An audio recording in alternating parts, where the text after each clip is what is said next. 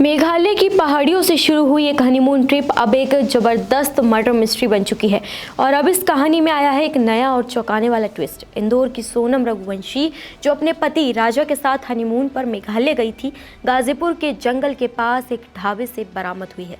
अब मेघालय पुलिस का दावा है कि सोनम ने ही अपने पति राजा की हत्या करवाई है, लेकिन जैसे ही ये खबर सोनम के इंदौर स्थित परिवार तक पहुंची, घर में सन्नाटा और गुस्सा दोनों एक साथ फूट पड़े। ये बीच में कहानी बना खड़ी कर दी उनने।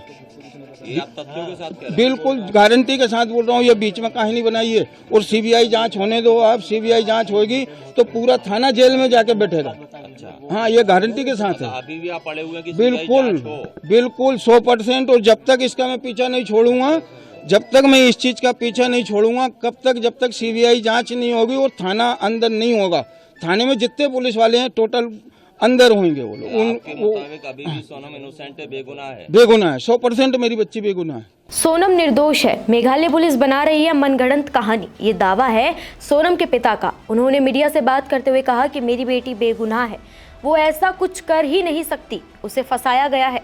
उन्होंने पुलिस पर गंभीर आरोप लगाते हुए कहा है कि मेघालय पुलिस ने बीच में एक मनगढ़ंत कहानी खड़ी कर दी है ताकि असली साजिश से ध्यान हटाया जा सके। उनका दावा है कि हकीकत इससे बिल्कुल अलग है। मेरी अपील यही है अमित शाह जी से कि वहाँ सीबीआई की जांच होना चाहिए, पुलिस वाले की भी जांच होना चाहिए, पूरे थाने की जांच होगी, पूरा थाना अंदर जाएगा। वहाँ पे मैं चार रोज से यही बात बोल रहा हूँ, पूरा थाना अंदर जाएगा।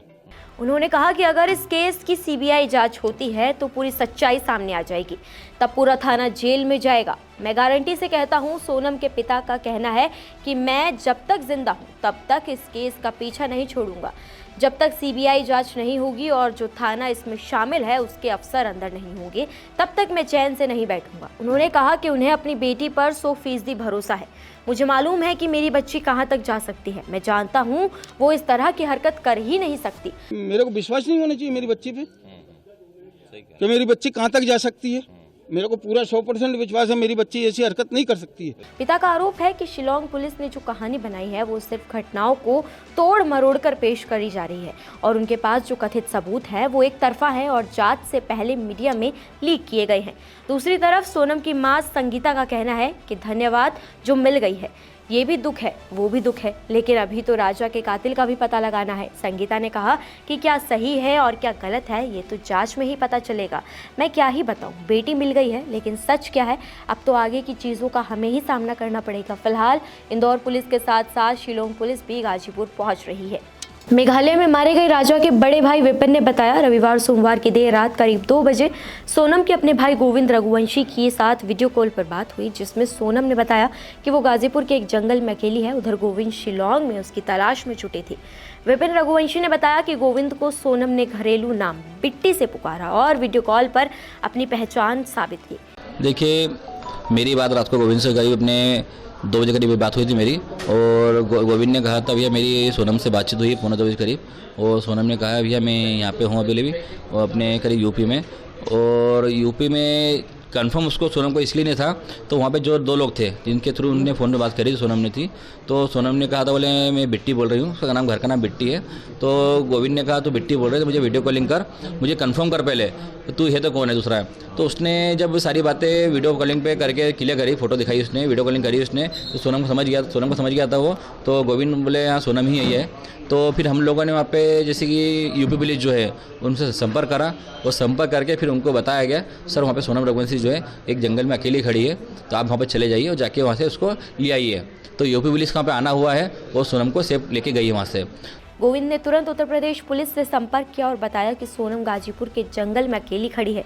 इसके बाद यूपी पुलिस ने सोनम को सुरक्षित बरामद कर लिया। विपिन ने कहा मीडिया में चल रहा है कि सोनम ने सरेंडर किया है, लेकिन ये झूठ है। सोनम अभी आरोपी नहीं मानी गई है। विपिन मीडिया में फैली सुपारी थ्योरी को खारिज करते हुए कहते हैं, इसमें ये मीडिया में चल रहा है तो इसमें अभी तो यूपी पुलिस बोल रही है और अपने मेघालय पुलिस बोल रही है, तो सोनम रघुवंशी जो है उसने सिलेंडर किया गया, सिलेंडर उसने नहीं किया है, ये बात झूठ है पहली चीज़ तो। और अभी सोनम जो है, सोनम अभी आरोपी मानी नहीं गई है। उसमें जो आरोप लगाए गए अभी अलग गए हैं, जो 3 लोग अभी इंदौर में जो पकड़े गए हैं, जब तक सोनम रघुवंशी मुझसे नहीं बोल देगी, जब तक हम लोग मानने को राजी नहीं इस बात को। जब तक सोनम खुद मुझसे नहीं बोल देगी, मैं इन आरोपों पर विश्वास नहीं करूंगा। विपिन ने मेघालय पुलिस की कार्यशैली पर भी गंभीर सवाल उठाए हैं। उन्होंने कहा है कि पुलिस ने परिवार से कोई जानकारी शेयर नहीं की और उनके फ़ोन तक नहीं उठाए। शिलोंग पुलिस के जो अपने मेघालय सीएम साहब जो है वो तो ये भी कहते थे तो 24 घंटे पुलिस काम कर रही है, बाकी 24 घंटे पुलिस काम करते हमको कहीं दिखी नहीं है। हम लोग जब वहाँ पे एसपी साहब को फ़ोन लगाते थे विवेक सिंह जी को, तो हमारा फ़ोन उठाते नहीं थे वो करीब हमने उनसे 4 दिन से बात भी नहीं करी अभी तक। कंटिन्यू फ़ोन लगाते रहे उन लोगों को, उनका फ़ोन स्विच ऑफ आ रहा था, कह रहा छुट्टी पे।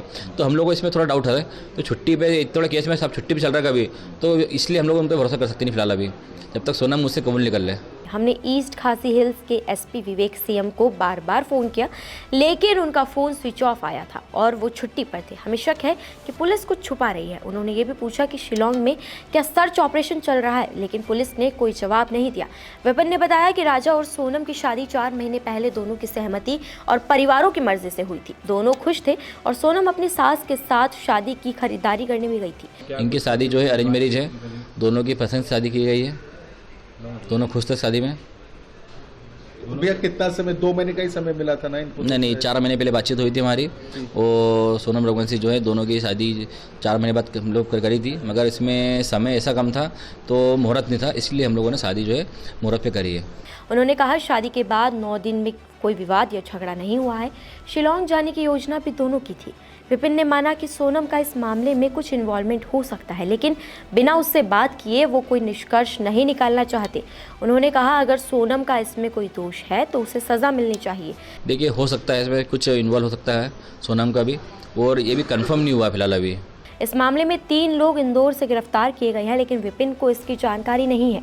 उन्होंने कहा पुलिस ने हमें कोई भी रिपोर्ट नहीं दी, हमें नहीं पता कि ये लोग शिलोंग से आए हैं या नहीं। उन्होंने ये भी बताया कि राजा के इंदौर में किसी से कोई दुश्मनी नहीं थी और उसका कोई पुलिस केस भी नहीं था। विपिन ने मेघालय पुलिस पर सवाल उठाते हुए कहा कि वो शायद पहले से केस सॉल्व कर चुके थे, लेकिन परिवार को अंधेरे में रखा। उन्होंने मध्य प्रदेश पुलिस और सीबीआई से जांच की मांग की ताकि इस हत्याकांड के पीछे की सच्चाई और संभावित गैंग की भूमिका का खुलासा हो सके।